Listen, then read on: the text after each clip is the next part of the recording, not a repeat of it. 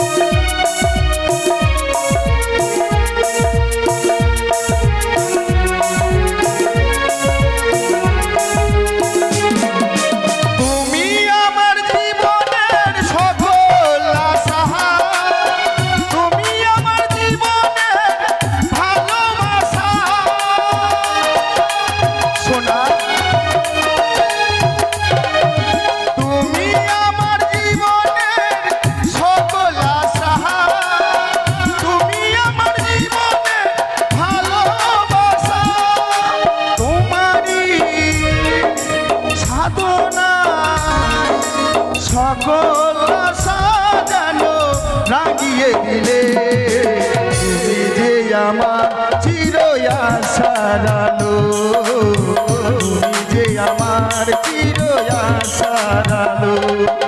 তোমারই পরশে জীবন আমার গো ধন্য হলো, তুমি যে আমার চির আশার আলো, তুমি যে আমার চির আশার আলো।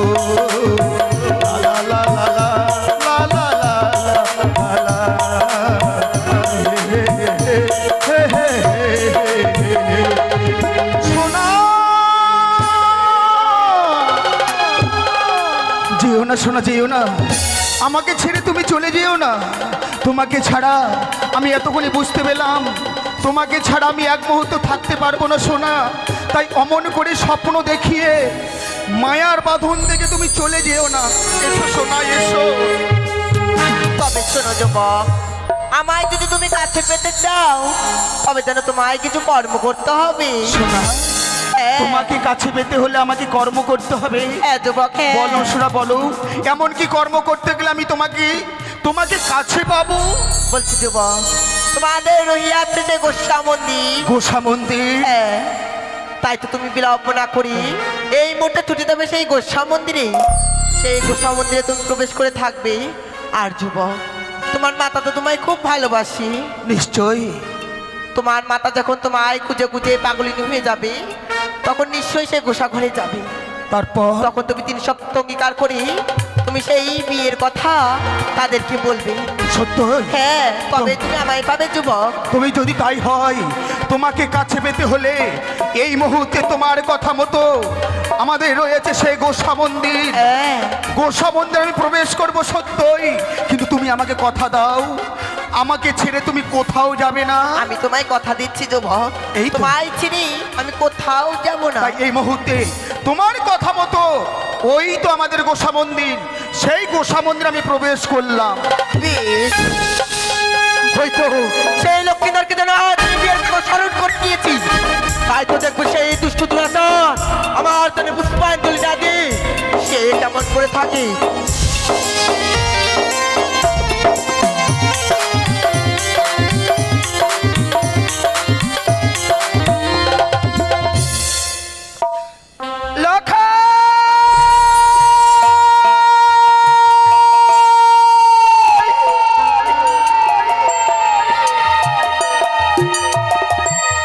হে ভগবান,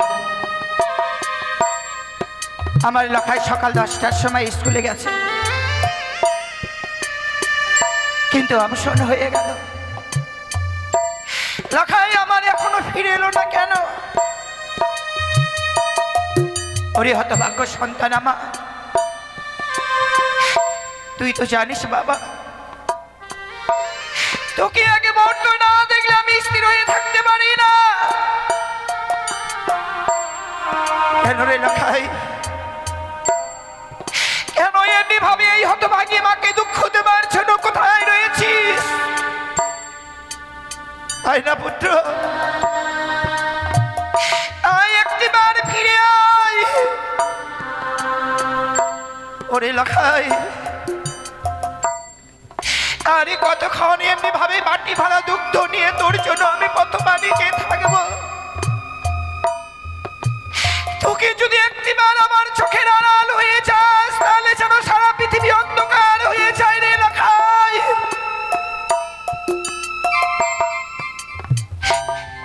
আয় না বাবা, একটিবার তোর এই হতভাগীর মায়ের কাছে আয় না।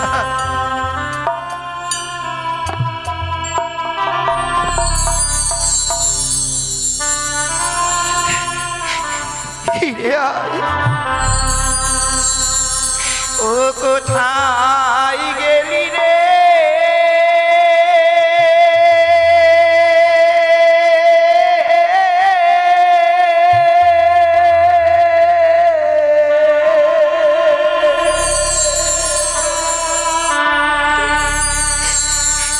ওরে বাবি লখা,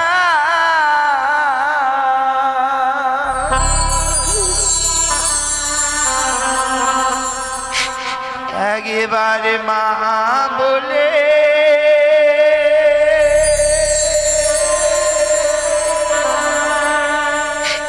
ভুলে আয় ফিরে।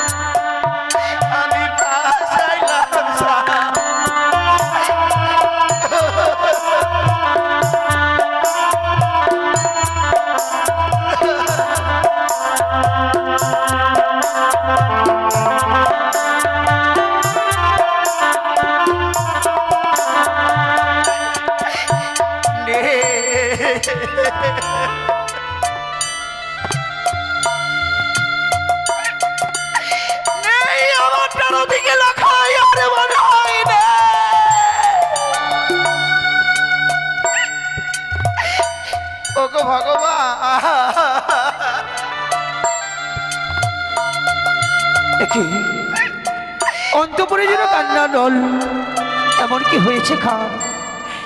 সে যেন ডুকরে ডুকরে কাঁদছে। আমি তোমার চরণে কি অন্যায় করেছিলাম গো ঠাকুর? এমন কি হয়েছে রাজপ্রাসাদে? ভাবে তুমি আমাকে আর কত কাঁদাবে? না না, যাই একটিবার আমি রাজপ্রাসাদে প্রবেশ করে দেখি।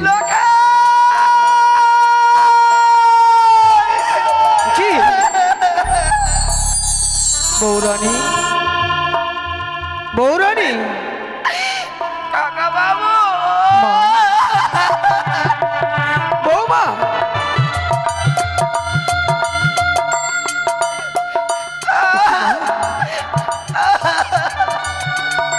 এইভাবে তুমি ডুকরে ডুকরে কাঁদছো কেন মা? কি হয়েছে তোমার?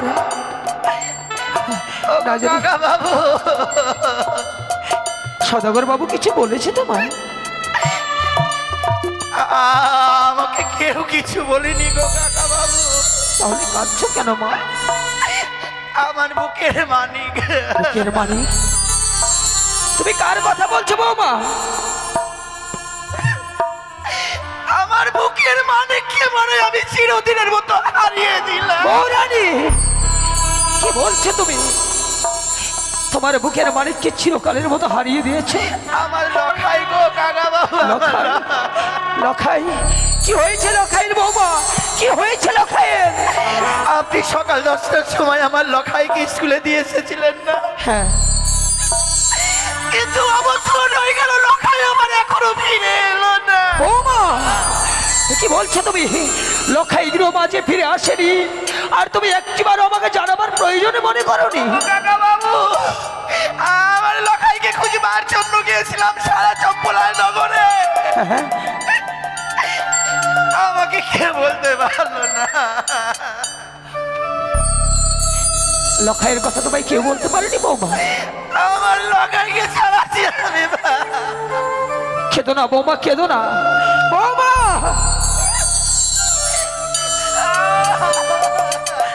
কেঁদো না বৌমা। তুমি হয়তো জানো না, মায়ের চোখের জল যে সন্তানের অকল্যাণ হয়। আর তুমি যদি এমনি ভাবে কাঁদো, না জানি আমার দাদু ভাইয়ের কোনো অমঙ্গল হবে মা। কিন্তু আমি কি নিয়ে বাঁচবো গো কাকা বাবু? বৌমা, লখাই পাঠশালা থেকে ফিরে আসেনি তাই তো? আমি এতক্ষণে নিশ্চিন্ত হলো বৌমা, এতক্ষণে আমি নিশ্চিন্ত হলাম। আমি যখন 10টার সময় লখাইকে পাঠশালায় রেখে আসি, আমি লখাইকে বলেও এসেছিলাম, শোভো দাদু ভাই, তোমার যখন পাঠশালার ছুটি হবে আমি তোমায় নিতে আসবো। আজ আমি রাজকার্যে ব্যস্ত ছিলাম বলে দাদু ভাইকে আনতে যেতে পারিনি। তাই তো আমার মন বলছে দাদু ভাই আমার ওপর অভিমান করে কোনো বন্ধু বান্ধবের সাথে তাদের বাড়ি গেছে বৌমা। আপনাকে কি বলবো বলুন না? আপনি তো কোনোদিন সন্তানের পিতাই হতে পারেননি। কি করে সন্তানের ব্যথা বুঝবে না? আমি যে সন্তান হারা জননী।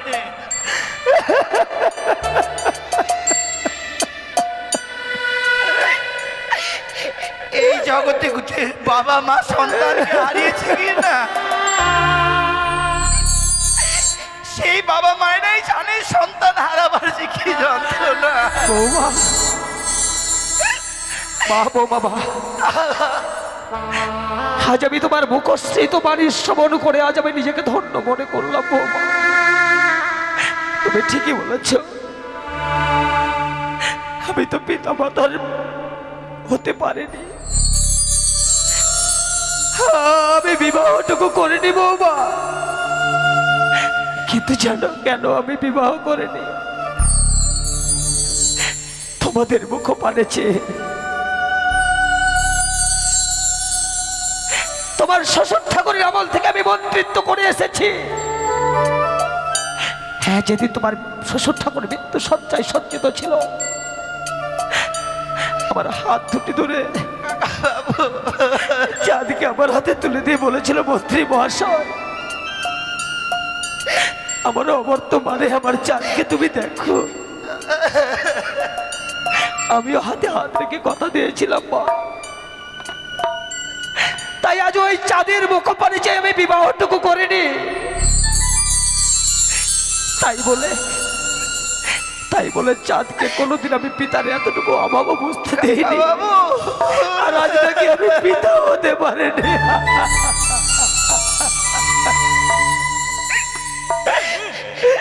তুমি ঠিকই বলেছো বৌমা, তুমি ঠিক বলেছো। আমার লখাই যদি আমি কাছে না পাই কিনা, এমনি আমার এই হতভাগীর মাথাটা ঠিক থাকে না। আপনার হাতে ধরে বলছি কাকা বাবু,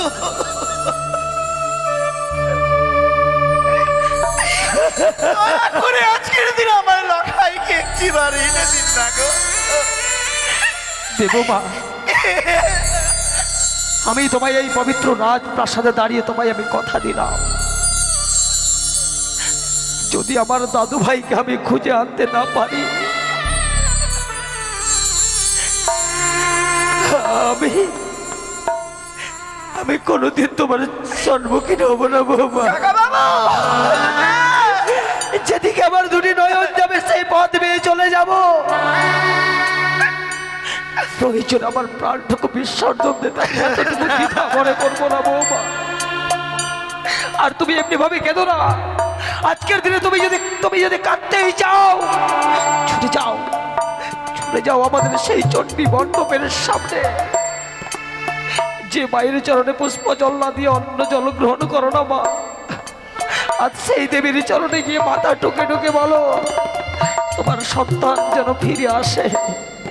আর আমি চললাম, আমি লক্ষ্মীন্দরের সন্ধানে যাবো কাকা বাবু, যাবো। ওই আলোক্য দেবতা দেবীর নাম পুজো করলে আমি কোনোদিন জল পর্যন্ত গ্রহণ করতাম না। আমি আজও যাবো গো কাকা বাবু, বলবো গো ভোলা না। এমনি ভাবে এই হতভাগী কি আর কত কাঁদাবে? একটিবার আমার লখাইকে ফিরে দাও বাবা।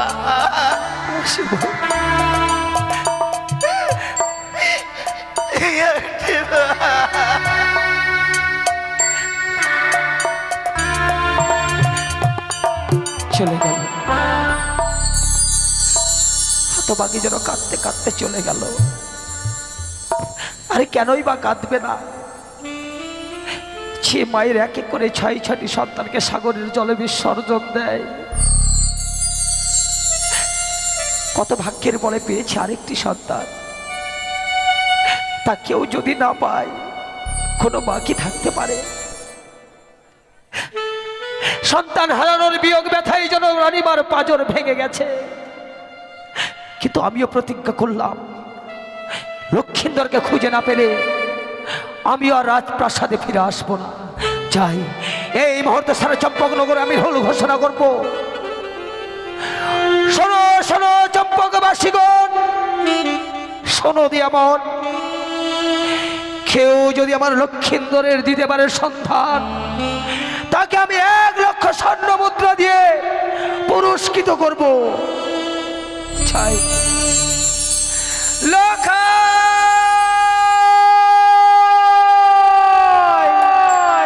দাদু ভাই, সোনা, তুমি কোথায় চলে গেলে সোনা? আমি তোমাকে ছাড়া যে এক মুহূর্ত থাকতে পারবো না। একটি বাড়ি এসো না। আজকের দিন অমন করে স্বপ্ন দেখিয়ে আমার কাছ থেকে তুমি দূরে চলে গেলে কেন সোনা? একটি বাড়ি এসো, একটি বাড়ি এসো সোনা, এসে একটি বাড়ি তুমি আমার কাছে এসো।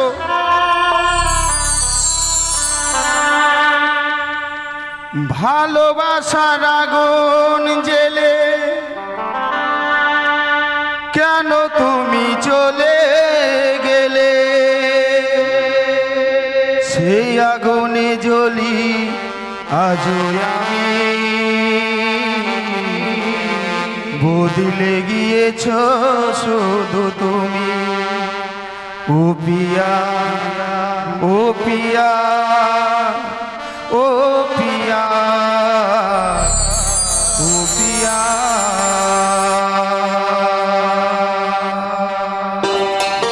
সোনা, একটি বাড়ি কাছে এসো, আমি তোমাকে ছাড়া থাকতে পারবো না। এসো সোনা, একটি বাড়ি কাছে এসো।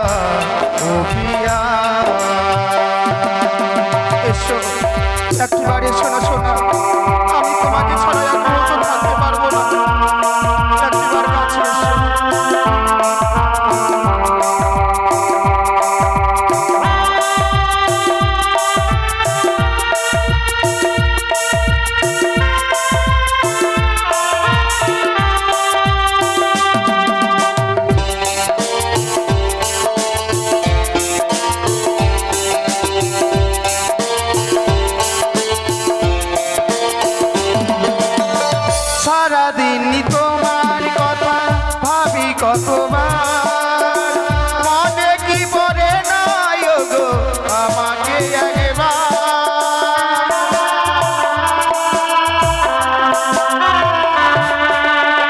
সারাদিনই তোমার কথা ভাবি কতবার মনে কি পড়ে না গো আমাকে একবার আমায় তুমি গেছো ভুলে আমি ভাসি চোখের জলে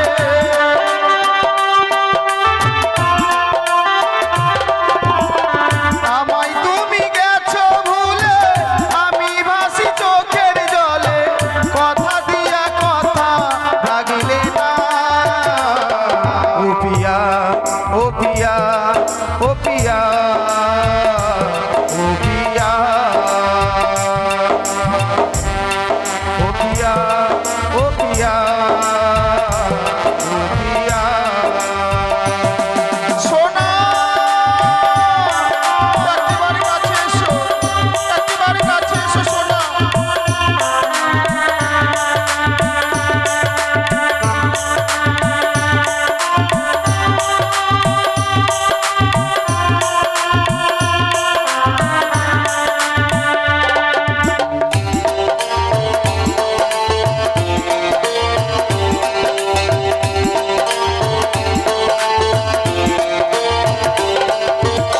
তুমি তো বলেছিলে থাকবো তোমার পাশে মেনে নেব এ জীবনে দুঃখ যদি আসে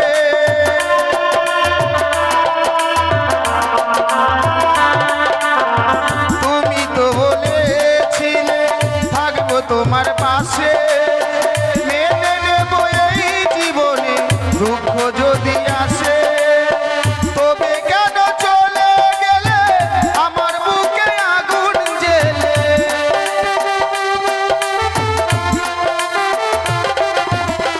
তবে কেন চলে গেলে আমার বুকে আগুন জ্বেলে কথা দিয়া কথা রাগিলে না ও পিয়া ও পিয়া ও পিয়া ও পিয়া ও পিয়া ও পিয়া ও পিয়া ও পিয়া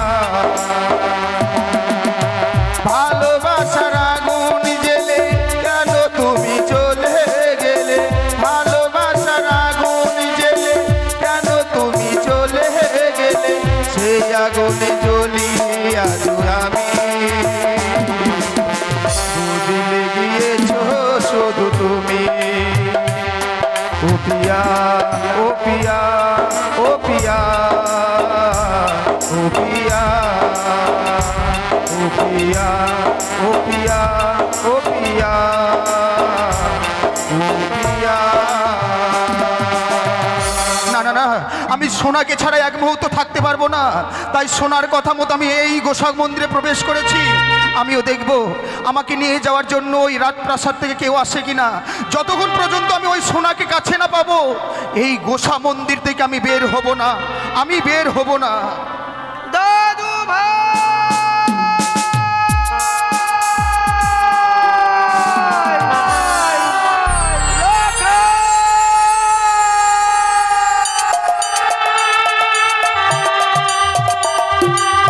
ফিরে আয় দাদু ভাই একটিবার ফিরে আয়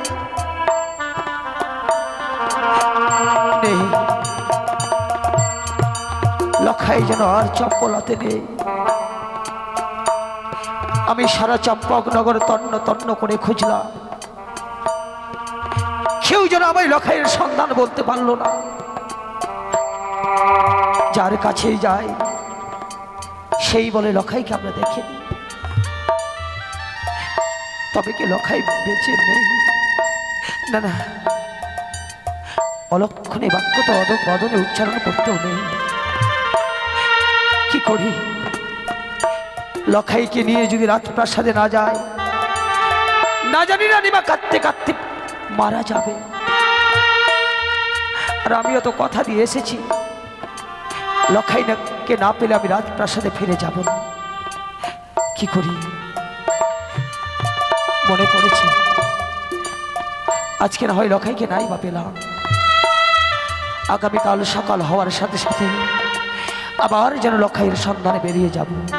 চাই আমি রানীমাকে বুঝিয়ে রাখবো। চাই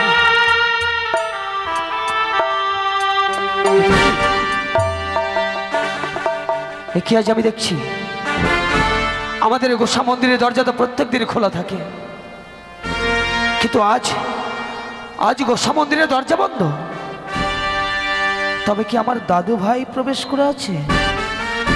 না না, লখাই তো ছেলে মানুষ, অভিমান সম্বন্ধে সে বোঝে না, অনুরাগ সম্বন্ধে সে জানে না। আরে কেনই বা সে গোসাঘরে প্রবেশ করবে? কিন্তু কি করি, মনে যেন আমার বারবার কু গাইছে। আমি একটিবার ডেকে দেখবো এই গোসাগরে কে প্রবেশ করে আছে। বলি কে কে এই গোসাগরে প্রবেশ করেছো? বেরিয়ে এসো, নইলে তোমার অন্ধকার কারাগারে নিক্ষেপ করবো। এই তো মনে হচ্ছে মন্ত্রী দাদুর কণ্ঠস্বর। তবে কি দাদু আমাকে নিয়ে যাওয়ার জন্য এসেছে? না না না, এই মুহূর্তে আমি সাড়া দেব। কে, দাদু নাকি? লখাই, হরে দাদু ভাই, কি করেছো তুমি? কি করেছো? আজ পাঠশালা থেকে গৃহ মাঝে ফিরে না আসে তুমি এই নোংরা গোসাগরে প্রবেশ করে আছো ভাই। আর এদিকে তোমার মা জননী তোমায় দেখতে না পেয়ে কাঁদতে কাঁদতে পাগলিনী প্রায়। বেরিয়ে এসো দাদু, বেরিয়ে এসো, গোসাঘর থেকে বেরিয়ে এসো। এই গোসাঘর থেকে আমি বের হতে পারি, কিন্তু আজকের দিনে একটি কথা বলবো দাদু। কথা? ছোট থেকে তুমি আমাকে কোলে পিঠে করে মানুষ করেছো, হ্যাঁ দাদু ভাই। কিন্তু একটি এমন মূল্যবান বস্তু থেকে আমাকে বঞ্চিত রেখেছো তোমরা। মূল্যবান বস্তু? সেই কারণে আমি গোসাঘরে প্রবেশ করেছি।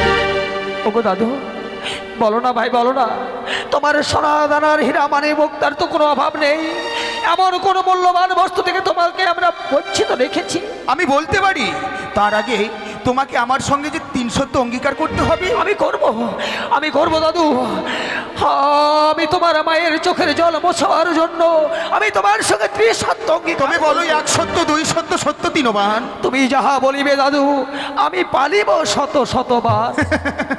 দাঁড়াও দাদু, এই মুহূর্তে গোসাঘরের দরজাখানা আমি খুলে দিচ্ছি, কেমন?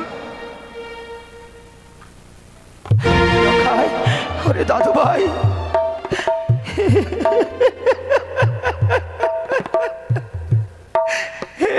কি করেছো দাদু ভাই? কি করেছো তুমি? একটিবার তোমার অঙ্গের দিকে চেয়ে দেখো, ওই অন্ধকার গোসাগরে প্রবেশ করেছো বলে মশার দল তোমার সর্ব অঙ্গ যেন ক্ষত বিক্ষত করে দিয়েছে। চলো দাদু, চলো। দাঁড়াও দাদু, মায়ের কাছে চলো। তার আগে তুমি আমার মনের কথা শুনবে না? শুনবো দাদু, শুনবো। চলো না ভাই, দুইজন আমরা একসাথে পায়ে পায়ে মিলিয়ে পথ চলবো।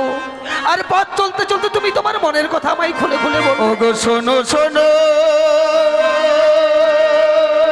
ওগো দাদু, ওগো দাদু, বলো বলো। বলি যে তোমার, আরে বলো না। ওই আমি স্কুলেতে আর যাব না গো দাদু, জানাবে পিতারে। আমি স্কুলেতে আর যাব না গো দাদু, জানাবে পিতারে। আমি ওই স্কুলে আর যাব না দাদু।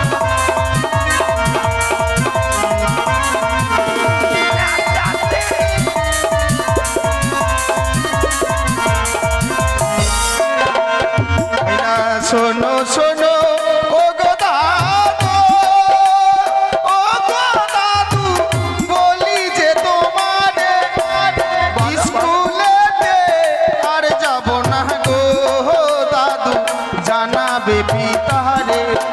আমি স্কুলেতে আর যাব না গো দাদু, জানাবে পিতারে।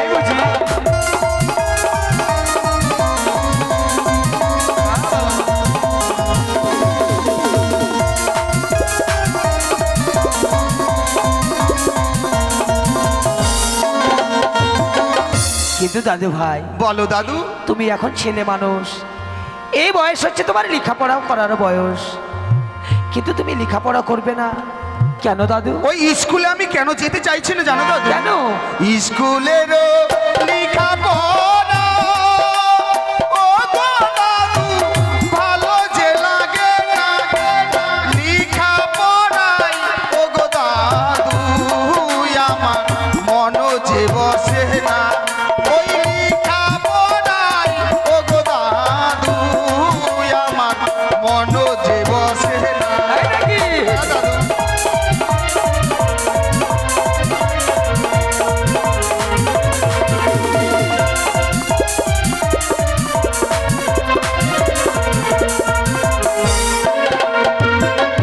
দাদু ভাই, বলো দাদু। তুমি লেখাপড়া কেন করতে চাইছো না? কেন দাদু কেন? আমি ঠিক বুঝতে পারছি। আমি কি বলতে চাইছি তুমি বুঝতে পেরেছো? তো বুঝবো না? বলো না দাদু বলো না। তুমি হচ্ছে রাজপুত্র। হ্যাঁ। আমার মন বলছে তুমি বুঝি তোমার পিতার সঙ্গে বাণিজ্যে যাবে। না আমি বাণিজ্যে যাব না। তাহলে কি ব্যবসা করবে? আমি কোনো ব্যবসাও করব না। তুমি বাণিজ্য করবে না, ব্যবসা করবে না, তাহলে তুমি এই বয়সে কি করবে ভাই? লেখাপড়া ছেড়ে দাদু ও গো দাদু বিয়ে।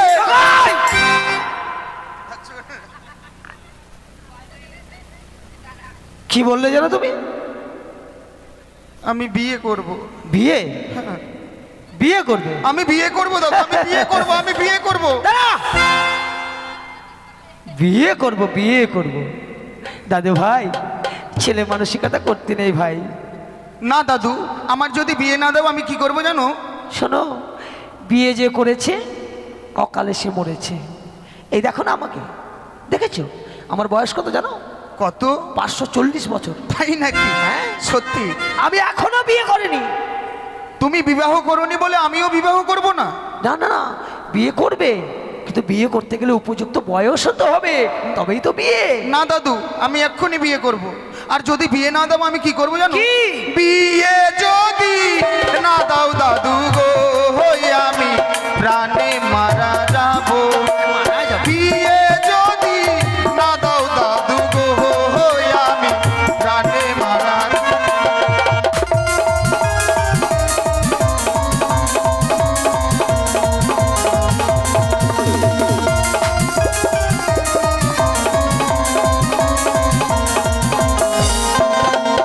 আমার হস্তে ধরি পায়ে পড়ি দাদু বলি যে তোমার বিয়ের কথা ও গো দাদু তুমি জানাবে পিতারে আমার বিয়ের কথা ও গো দাদু তুমি জানাবে পিতার। দাদু ও দাদু ও দাদু আমায় তুমি ছোবে না,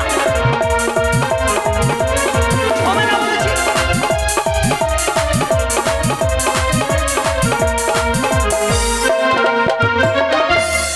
বিয়ে করব?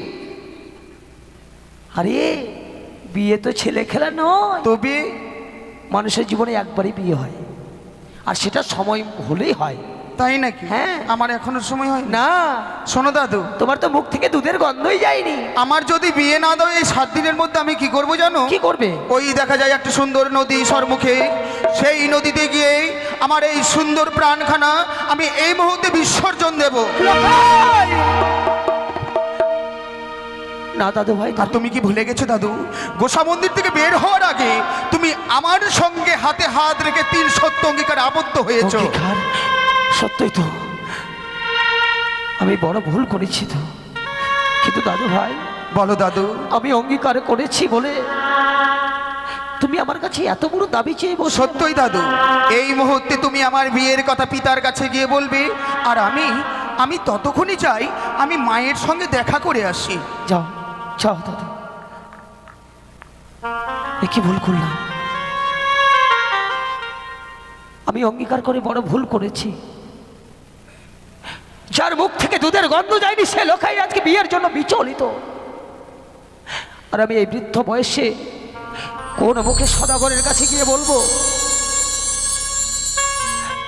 কারণ যতই হোক না কেন আমি হচ্ছি একজন বেতনভুক্ত কর্মচারী।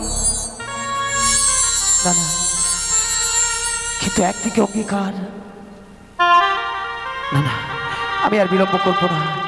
এই মুহূর্তে লক্ষ্মীধরের বিয়ের কথা আমি সদাগরের কাছে গিয়েই বলবো, চাই চাই সদাগরের কাছে যাই।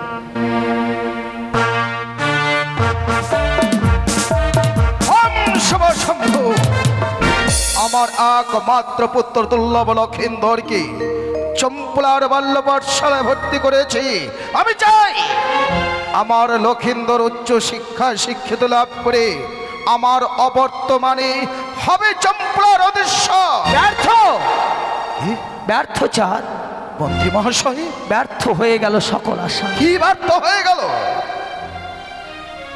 তুমি মনে মনে ভেবেছিলে, বুকের মাঝে এক আশার বাসা বেঁধেছিলে, হ্যাঁ, যে তোমারই অবর্তমানে লক্ষিন্দর হবে আমাদের চম্পলার রাজা, কিন্তু হলো না। কেন? আশায় যে জল ঢেলে দিল চাঁদ। আমার আশায় জল ঢেলে দিয়েছে? হ্যাঁ চাঁদ। আমি আপনার ভাষা কিছুই বুঝতে পারছি না মন্ত্রী কাকা, আপনি কি বলতে চাইছেন? যে কথা বলতে চাইছি সে কথা বলতে যেন আমার সংকোচ বোধ হয়। কি বলছে? সে কথা উচ্চারণ করতে গিয়ে আমার জিহ্বাখানা আড়ষ্ট হয়ে যায়। আপনি বলতে কি আপনার জিহ্বা আড়ষ্ট হয়ে যায়? আমি যে আপনার ভাষায় বুঝতে পারছি না মন্ত্রী কাকা।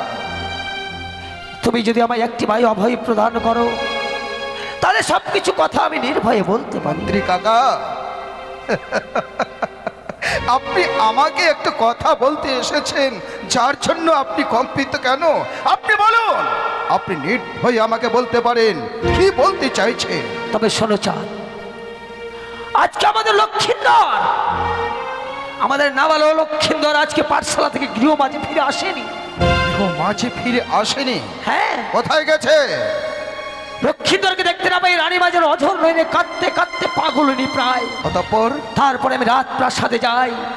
যখন রানীমার কাছে সবকিছু শোনার পর আমি নিজেকে না ধরে রাখতে পেরে লক্ষের সন্ধানে বেরিয়ে পড়ি।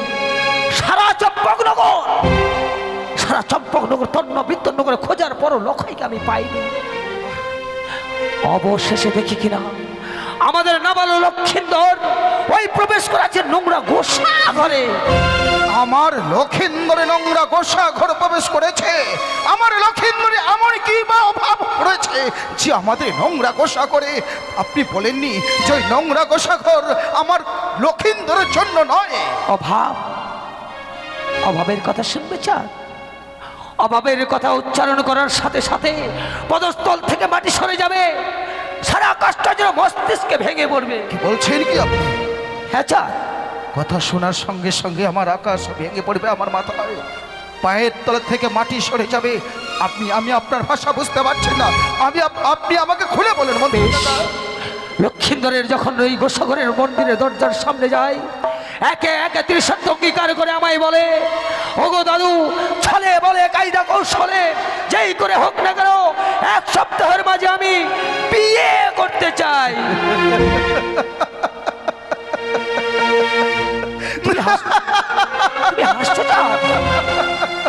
যে আমার দুধের বালো, সে বিবাহ নেশায় পাগল, আর সেই কথা আমাকে বিশ্বাস করতে হবে?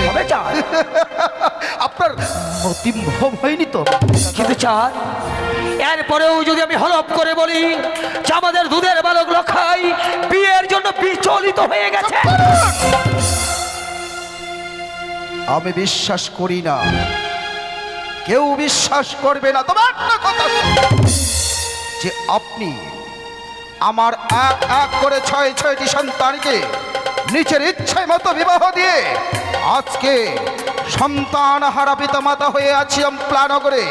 অবশেষে লক্ষিন্দরকে পেয়ে আমি বুঝতে পারছি বিবাহ তো করেননি, সন্তানের মুখ দর্শন করতে পারেননি। তাই বলে আমার সন্তান দেখে আপনার হিংসা হচ্ছে। আমার সন্তানকে বিবাহ দিয়ে আমার সন্তান একইভাবে প্রাণে মারা যাক, আপনি সেটাই চান। তাই আপনি একটা প্রতারক, আপনি মিথ্যাবাদী। আর প্রতারকের স্থান আমার চম্পলানগরে নেই। এক্ষণে আমার প্রাসাদ থেকে বেরিয়ে যান, নইলে আমি আপনার ঘাড় ধরে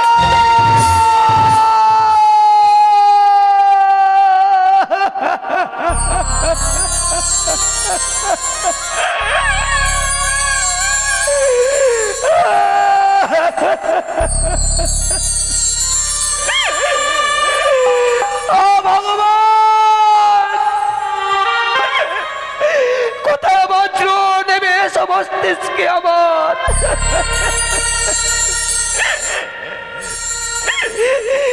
এই কলঙ্ক দেবার জন্যই বুঝি তুমি আমায় বাঁচিয়ে রেখেছিলে ঠাকুর।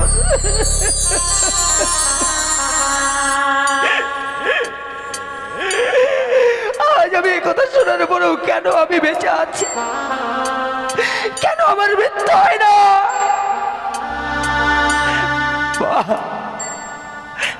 চাঁদ, ভালোই হলো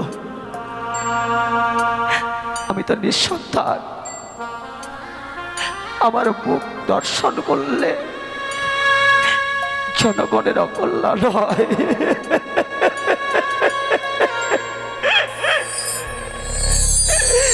ভালোই হলো যা, আজ থেকে আমি অবসর পেয়ে গেলাম। হ্যাঁ আজ অবসর পেয়ে গেলাম চাঁদ। তুমি ঠিক বলেছ, আমি একজন ঠক, আমি একজন প্রতারক, আমি একজন মিথ্যেবাদী। কিন্তু চাঁদ, আমি ঠক, মিথ্যেবাদী, প্রতারক হলেও তোমায় আমি ছোট থেকে কোলে পিঠে করে মানুষ করেছিলাম চাঁদ। তোমার এক এক করে 6টি সন্তানকে আমি কোলে পিঠে করে মানুষ করেছি। তোমাকে কোনোদিন পিতার অভাবটুকু বুঝতে দেয়নি চাঁদ। আজ তোমার সন্তানের প্রতি আমার বড় লোভ হয়েছে। তো এই ঠোক জচ্ছরের স্থান তো রাজপ্রাসাদে নয়। আমি রাজপ্রাসাদ পরিত্যাগ করে চিরতরে বিদায় নিয়ে চলে যাচ্ছি চাঁদ। রইল রইল তোমার হাজার হাজার প্রজাবিন্দু, রইল তোমার সাজানো রাজপ্রাসাদ, রইল আমার তিলে তিলে গড়া মায়া মমতার ভালোবাসার প্রতিদান। সবকে ছিন্ন করে আমি চিরতরে বিদায় নিলাম। দাঁড়ান, যাওয়ার সময় একটা কথা বলেছ। আমি বুঝেছি চাঁদ, তুমি আমায় কেন পিছু ডেকেছ জানো বাবা? বৃদ্ধ হয়ে গেছি তো, স্মৃতিশক্তি আমার লোপ পেয়েছে। আমার স্মরণ ছিল না রাজপ্রাসাদ পরিত্যাগ করার পূর্বে তোমার দেওয়া রাজপ্রাসাদটা খুলে যেতে হবে। আমায় তুমি ক্ষমা করো বাবা, এই খুলে নাও তোমার রাজপ্রাসাদ। দাঁড়ান দাঁড়ান মন্ত্রী কাকা, দাঁড়ান। চলেই তো যাবে, যাওয়ার সময় একটা কথা বলেছেন তো মন্ত্রী কাকা, অবুঝ সন্তান যদি মা বাবার বুকে পিঠে লাথি মারে, তাই বলে কি মা কখনো ছুড়িয়ে দিতে পারে? এই মনে করুন না, মনে করুন আমি আপনার অবুঝ সন্তান, আমি অজান্তে আপনার কমল অঙ্গে আঘাত করেছি বলে আপনি আমাকে ক্ষমা করুন মন্ত্রী কাকা, আপনি আমাকে ক্ষমা করুন। না বাবা, তোমার স্থান তো আমার পায়ে নয়। তোমার বাবা যেদিন ইহলোক হইতে পরলোকে গমন করে, তার পূর্বেই তোমার দুটি হাত আমার হস্তে তুলে দিয়ে বলেছিল, মন্ত্রী মহাশয়, আমার অবর্তমানে চাঁদকে তুমি পুত্র স্নেহে ভালোবাসবে। আর আমি তাই তোমার এই মুখোপনে চেয়ে আমি বিবাহটুকু করে নি চাঁদ।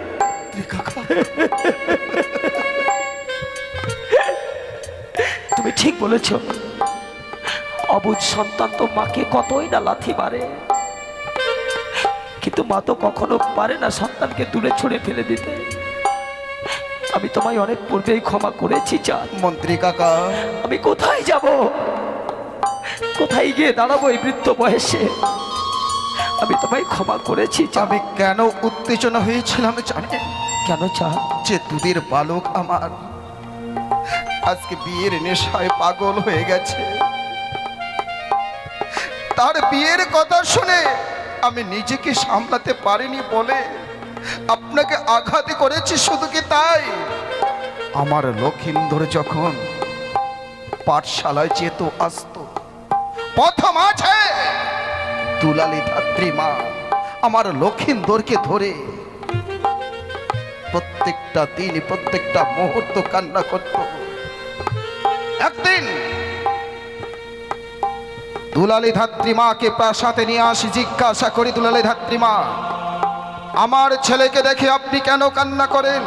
দুলালী ধাত্রী মা বলতে নারাজ, ক্রোধে প্রত্যাঘাত করি আমি আমার প্রাসাদে। সেদিনও আপনি ছিলেন।